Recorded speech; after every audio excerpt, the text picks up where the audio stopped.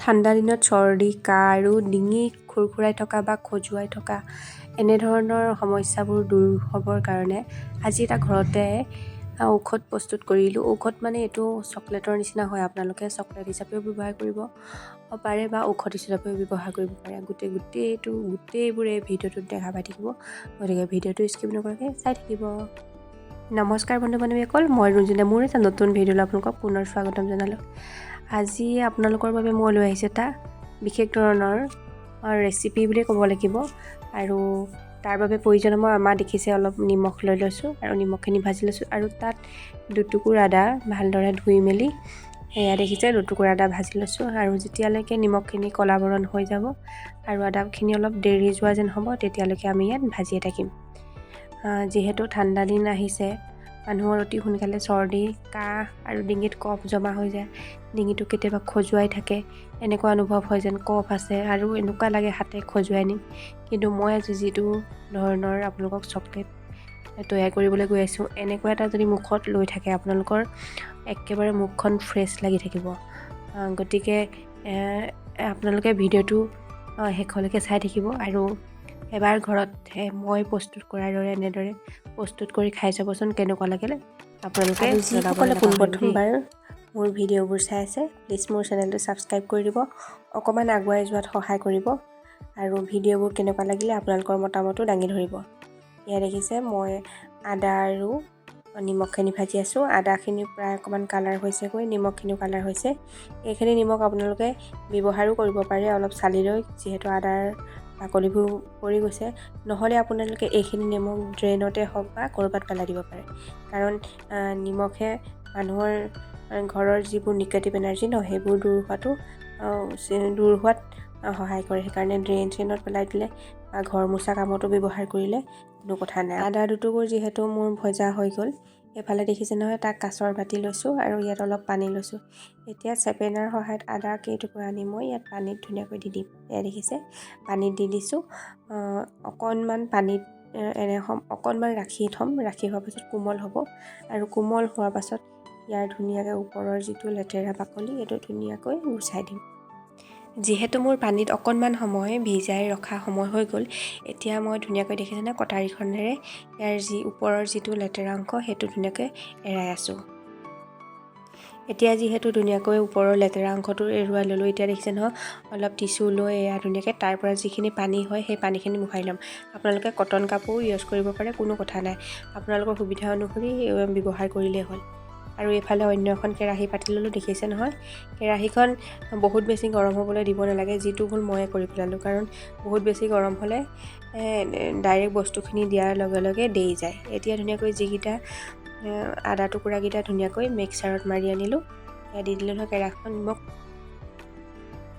কেৰাহীখন গেছটো অফ কৰি নমাই ল'লোঁ আৰু ধুনীয়াকৈ সেয়া দেখিছে নহয় অকণমান লৰাই আছোঁ। অকণমান গৰম কৰিব লাগিব যাতে তাৰ আদাৰ যিটো গোন্ধ হয় সেই গোন্ধটো যোৱালৈকে বাট চাব লাগিব। মোৰ যিহেতু অকণমান তলত লাগি গৈছে, অকণমান অসুবিধা হৈছে, আপোনালোকে যাতে এইটো ভুল নকৰে। এয়া দেখিছে নহয় এতিয়া কেৰাহীখন যিহেতু ঠাণ্ডা হৈ গ'ল, এতিয়া মই ধুনীয়াকৈ গেছটো অন কৰি আকৌ কেৰাহীখন উঠাই দিম।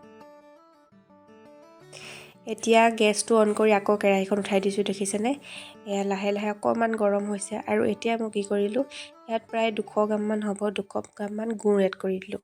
গুড়খিনি সৰু সৰুকৈ কাটি লৈছিলোঁ, মানে যদি টুকুৰাবোৰ অকণমান ডাঙৰ হৈ থাকে গলোতে অকণমান সময় লাগিব। এতিয়া ভালদৰে এইখিনি মিক্স কৰিম।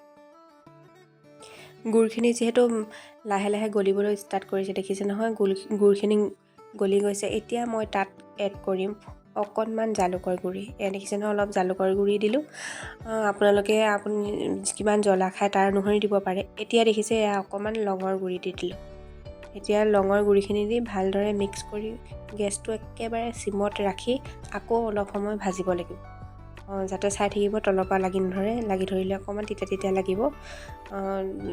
এয়া দেখিছে গেছটো চিমত ৰাখি মই লৰাই দিছোঁ, চাৰিকাষটোত অকণমান লাগি গৈছে। এতিয়া এনেদৰে অকণমান সময় ভজা হৈ গ'ল। এতিয়া মই এইখিনি হৈছেনে নাই প্ৰমাণ চাবৰ কাৰণে দেখিছে ন এটা বাতিত ধুনীয়াকৈ পানী লৈছোঁ।